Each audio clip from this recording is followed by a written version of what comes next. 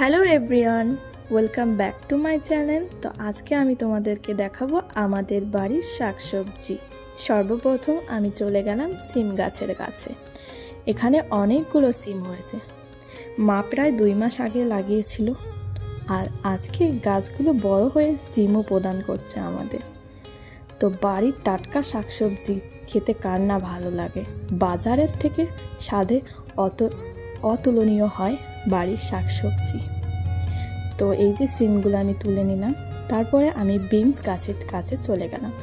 এইগুলো কিন্তু টবে লাগানো, কোনোটাও প্লাস্টিকের যে কৌটোগুলো পাওয়া যায় না, অল্প মাটি দিয়ে এই বিনস গাছগুলো লাগানো। তো অনেকগুলো বিনস হয়েছে, একের পর এক আমি তুলে নেব সবগুলো। এই যে এগুলোও 1 মাস মতন হয়তো এর বয়স হবে। বিনস গাছগুলো বড়